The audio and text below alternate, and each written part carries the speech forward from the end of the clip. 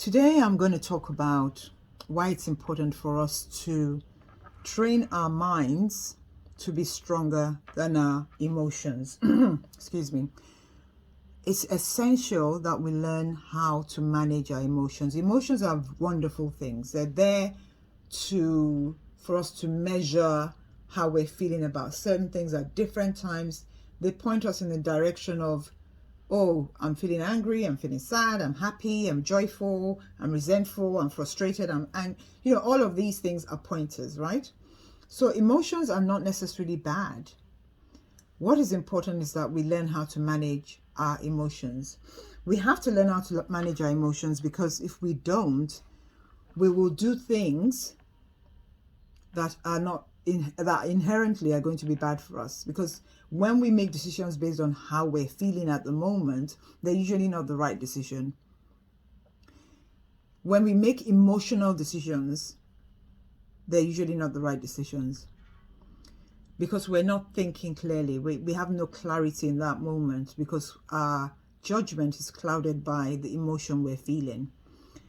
And the struggle of balancing emotions and what the mind wants is a lifelong struggle. I think as long as man is, there's always going to be that struggle. We're all going to have that struggle.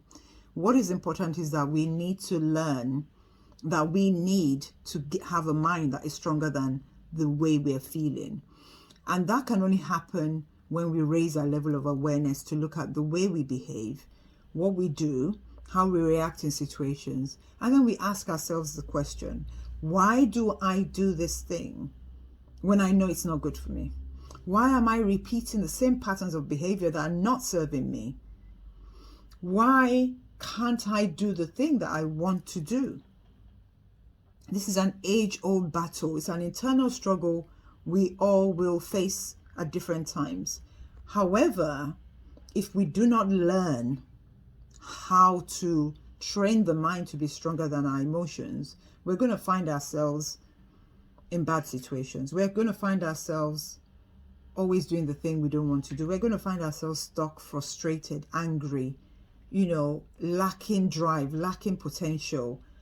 Not lacking potential, sorry, but not unable to fulfill our potential, lacking purpose. And the reason for this is that your emotions are not a good guide.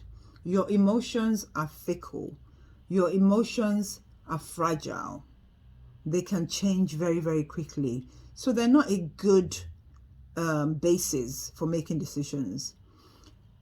If you know anyone that is very emotional, if you have a friend or you have a family member that is very emotional, you can see this very easily. People that are overly emotional find it very difficult to make good decisions, because they base it on their emotions. They cry at the first, as soon as there's a problem, they're crying, and because they're crying, they're sad. Because they're sad, they're going to do something that they shouldn't do, but they feel like that's the right thing to do at that point in time.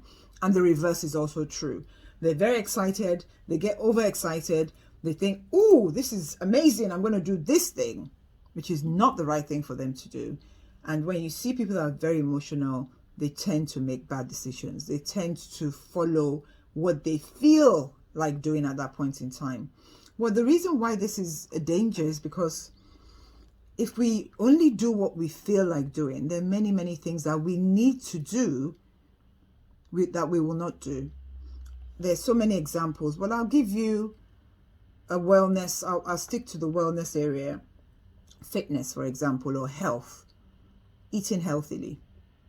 You don't always feel like eating vegetables. You don't always feel like having a salad. You don't always feel like not having that chocolate biscuit. But you know that you're doing it for your health, right? You know that there is a reason behind why you've decided not to eat badly. So even though you might get to a day where you think, oh, I just feel like having a biscuit and I don't care, I'm just going to do it. When you train your mind to be stronger than your emotions, your mind will remind you this is why you're doing it. And you can walk away easily. And you see, the habits and the routines and the practices we have, they're what determine the outcome that we get in life. So if your habits and your practices are negative ones, which are being fed by your negative emotions, that is the result you will get. And sometimes people say to me, but I don't understand why I keep getting, why things don't work out for me. And I say, look at your habits, look at your practices. Are they positive ones? If they're not, you need to change them. If you're getting the result that you do not want, something in your life is pointing you in that direction. That means there's something you're doing that's taking you in that direction. So you have to be able to look, be aware, have that awareness to say, what am I doing? Why do I do these things, even though I know they're not good for me? And the key is learning to make sure that your mind is stronger than your emotions. And as I said, it's an internal struggle. And we're not saying that emotions are necessarily all bad. We have lots of beautiful, good emotions, love, joy, content. There's so many wonderful emotions. And we have some negative emotions, but even those negative emotions, if they're in the right space, they don't have to destroy your life. They don't have to cause you to do bad things. So for example, you could be angry. Being angry itself is not bad. What is bad is how do you react to the anger? Do you take out your anger on someone else because you're pissed off and somebody else needs to get, a bit of venom from you because you are pissed off? Do you shout at someone because somebody's shouted at you? So it's how we manage the emotion that's important. And this is the key when we talk about your mind being stronger than your feelings. It doesn't mean you're not going to have those feelings. All of those feelings are there for a reason. You'll feel sad, you'll feel angry, you're going to be enraged, you're going to be frustrated at times, you're going to feel discontent.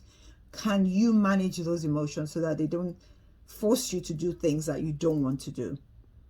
That is the key. So as I said, it's an internal struggle.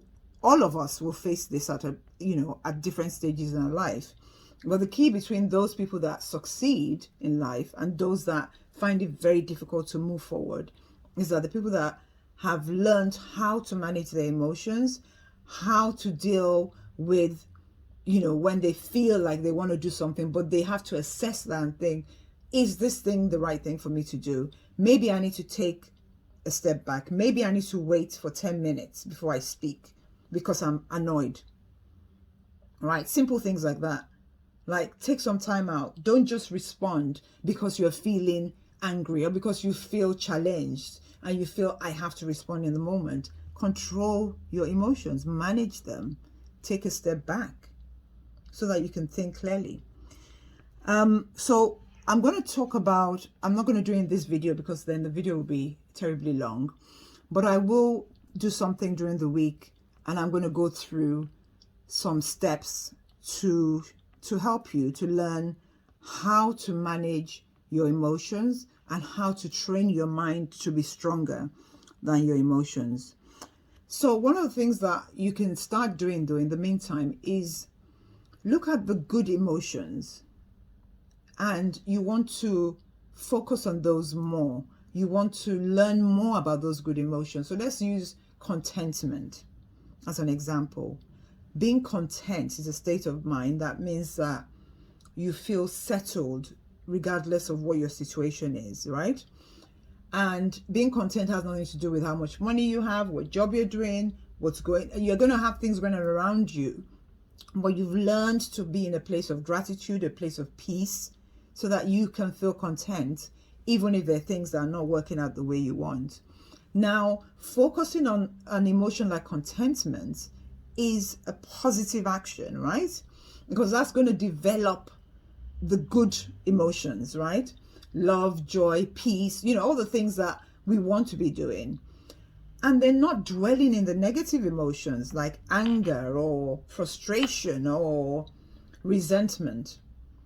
So moving away from the negative emotions and being deliberate about not dwelling in negative emotions, because when we dwell in a negative emotion, we're feeding that emotion, and then that emotion takes over, right? It starts to direct the things that we do. But if we can reduce the amount of energy and time that we're spending in these negative emotions, and instead throw that focus onto the positive emotions, then we're more likely to make good decisions based on the positive emotions. But it's also worth mentioning that in the same way as I've talked about negative and positive emotions, and I've said, we still want to manage our emotions. Managing your emotions also relates to your good emotions. Because if you, for example, have someone that's overexcited, gets deliriously happy, and during that moment of being deliriously happy, they may make a decision that is not the right one because they're caught up in the happiness. We have to learn a sort of balance, and that's what I'll be talking about in the next video, is how do we get to this balanced point where we don't let our emotions carry us away.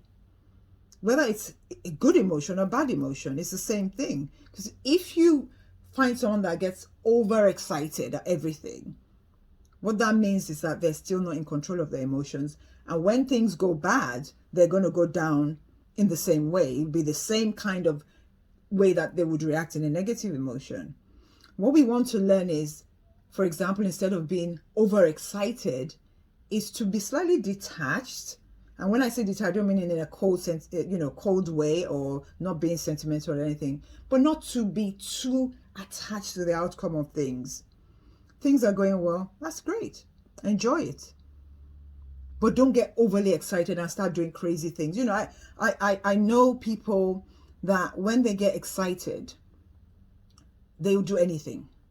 And when I say anything, I genuinely mean they're almost not in control of what they're doing. Because if you say to them, give me £100, they'll be like, yeah, because they're so excited, right? But the problem with this is that they're very likely to make really bad decisions in the heat of the moment because they're flowing with that emotion of happiness. So in the same way that you don't want to dwell in negative emotions, we don't want to be taken over by positive emotion, not too much. What we want to do is find a middle ground where we enjoy our happy when we work towards having positive emotions, and we try not to dwell in the negative emotions, but we have balance. When we're happy, we enjoy it, but we don't get carried away. When we're sad, we don't let that determine what we're going to do. As I was saying with the example of, your wellness or eating well or exercising, or even simple things like when I coach people and I say, for example, you need to do your gratitude. And they say, well, sometimes I don't feel like it. I'm like, you may not feel like it, but you've got to do it. If you always do what you don't feel like or what you feel like, if you always listen to your emotions, you say, I don't feel like it, so I'm not doing it, then you won't do anything. And this is how you won't create good habits. If you want to create a good habit, you got to do it whether you feel like it or not. You can't just wake up and say, I don't feel like going to the gym, I'm not going to go to the gym, and then you do that for 2 weeks. You're never going to get fit or healthier. Same thing with food, same thing with your mindset, your lifestyle, your business. Imagine if you woke up and said, I don't feel like going to work, right? So you don't have to feel like it. You train your mind to say, this is important. This is a habit I must continue to do. And therefore, I don't feel like it, but I'm going to do it. And a lot of the time, when you start to do this, it becomes habit. And then it becomes automatic, where you feel sad, but you can still go ahead and do the thing you need to do. You feel tired, but you can still get up and do whatever needs to be done. You feel angry, you don't take it out on the next person. You feel, jubilant and excited, but you don't overdo it, right? So you find that middle ground. So I hope this gives you a bit of something to think about, and to start sort of looking at, what are my habits? What are my routines? What are my practices? How do I deal with my emotions? Do I always give in to my emotions, or am I able to override my emotions and do what my mind tells me I need to do? And remember, your mind knows what's good for you. So your mind usually is telling you the right thing. Most of us have dampened our minds. We can't even hear it. So I hope this helps. And as I said, later on in the week, I'll be sharing another video on steps to help you train your mind. Take care.